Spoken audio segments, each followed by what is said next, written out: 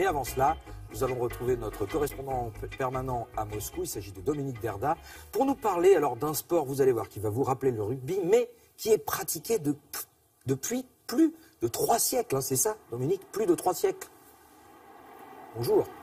Oui, absolument, Thomas, c'est ça. C'est un jeu c'est un jeu qui, effectivement, qui rappelle le rugby dans une version assez primitive, un peu comme la soule qui se pratiquait en Normandie dès le Moyen-Âge. En Géorgie, on en a retrouvé la trace dans les archives il y a un peu plus de 300 ans. Ça s'appelle le lélo.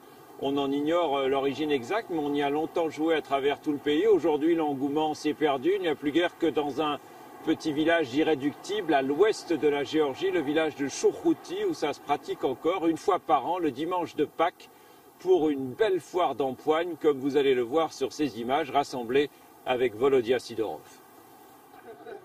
En Géorgie, tout commence par un toast et souvent même plusieurs. Puis viennent les choses sérieuses, comme remplir de terre, de sable et de copeaux de bois le ballon de cuir gros comme une citrouille que vont s'arracher les deux équipes. Il pèse pas moins de 16 kilos et doit être béni par le pop avant le coup d'envoi.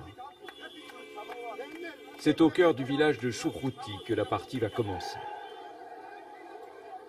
Elle oppose les habitants du haut de la commune à ceux du bas, des joueurs que rien ne distingue, dans un indescriptible corps à corps qui a lieu ici chaque année, le jour de Pâques. Le jeu s'appelle l'élo. En géorgien, ça veut dire un essai, comme au rugby, dont il est un lointain cousin. Ça fait plus de 300 ans que ça dure, si l'on en croit les historiens. Jadis pratiqué dans toute la Géorgie, il ne l'est plus aujourd'hui que dans ce petit village, dont c'est la grande fête annuelle. Les règles, il n'y en a guère. On s'y empoigne de façon pour le moins virile.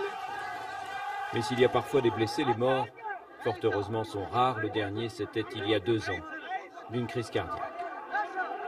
La partie se joue en une seule manche. Elle peut durer des heures avant que l'une des deux équipes parvienne enfin à emporter la balle de son côté de la rivière.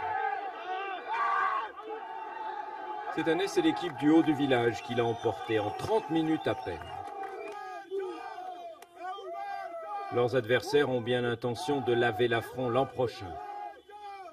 Maintenant, l'heure est à la fête. L'heure de trinquer à nouveau et de danser, tous ensemble.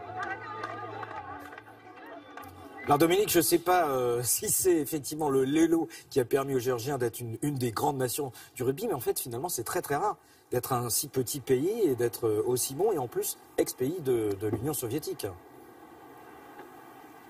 Oui, absolument, Thomas. Vous savez, je ne suis pas un spécialiste de rugby, mais c'est vrai, il suffit de voir les résultats de l'équipe nationale de rugby géorgienne pour se dire qu'elle aurait peut-être sa place dans le tournoi des 6 nations, au même titre que l'Italie, par exemple. Elle a remporté les 5 dernières éditions du championnat européen des nations. C'est dire s'ils sont bons, ces Géorgiens. Alors, est-ce que c'est dû à cette tradition du lélo? Eh bien, franchement, j'en sais rien. C'est possible. En tout cas, les lélos, c'est ainsi que l'on surnomme là-bas en Géorgie les joueurs de l'équipe nationale. Merci Dominique, effectivement, et on va s'empoigner aussi pour essayer de faire pareil. Hein. D'ailleurs, on va proposer ça à nos équipes de Télématin ce matin.